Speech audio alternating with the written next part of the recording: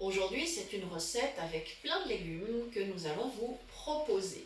Bonjour les amis, comment allez-vous? Bienvenue sur notre chaîne Cuisine Pratique pour les non-voyants, chaîne bien évidemment où tous les passionnés de cuisine sont les bienvenus. Aujourd'hui donc, une recette végétarienne et même végane, une compote aux légumes du soleil.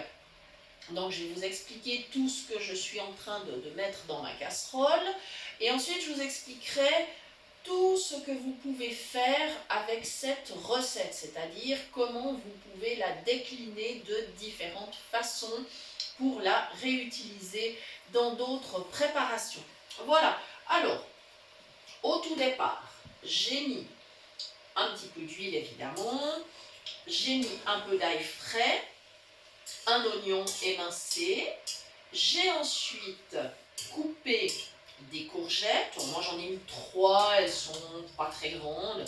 J'ai ajouté 4 tomates. Alors bien sûr j'ai fait revenir tout d'abord l'ail et l'oignon. Ensuite les petits morceaux de courgettes. Et quand ça a bien rissolé, mais sans que ça brûle évidemment, j'ai ajouté la tomate. Et voilà où nous en sommes très précisément en ce moment. Voilà, donc ça commence à bien cuire, ça va être pas mal. Voilà, je vais vous expliquer tout à l'heure tout ce qu'on peut faire avec cette recette. Maintenant, il faut que j'ajoute alors du bouillon. J'ai préparé une petite cuillère. Alors évidemment, comme c'est une recette végétarienne et même végane, c'est un bouillon de légumes que j'utilise. Bouillon de légumes sans gluten, comme vous le savez. Voilà. Alors, voilà, je vais mettre une cuillère. On va rester quand même parcimonieux. Il ne faut pas non plus que ça soit trop. Voilà.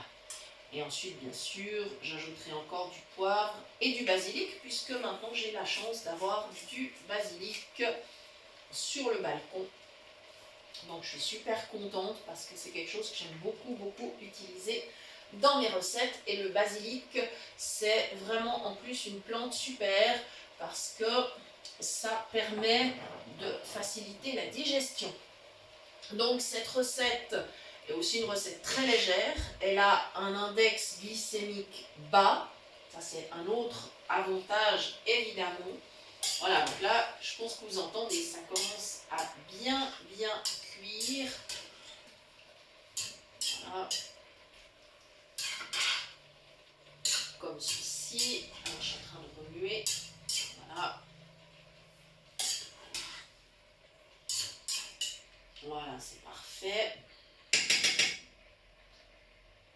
Comme ceci. Je vais ajouter une petite goutte de vin blanc. On peut mettre de l'eau, hein. Si vous n'aimez pas le goût du vin blanc, mettez de l'eau. Moi, je préfère le vin blanc. Je trouve que c'est meilleur. Voilà. Et je vais baisser le feu et couvrir. Voilà. Alors, je vais vous expliquer tout ce que vous pouvez faire avec cette compote de légumes une fois qu'elle sera prête. Donc, vous pouvez en préparer en beaucoup plus grande quantité. Ça, c'est pas un problème. Et ce que vous allez pouvoir faire, alors d'une part, soit la consommer telle qu'elle une fois qu'elle sera cuite. Vous pouvez la laisser refroidir parce que franchement, quand elle est froide, elle est encore meilleure. Et vous pouvez accompagner différents plats. Ça peut être évidemment du riz, des pâtes ou autre. Ça peut être, alors là évidemment on sort du contexte végétarien, mais vous pouvez accompagner des viandes froides, de la charcuterie, enfin ce que vous voulez. Ça c'est pas un souci. Ensuite, vous pouvez, si vous en reste, par exemple, vous pouvez la transformer en soupe froide ou soupe chaude.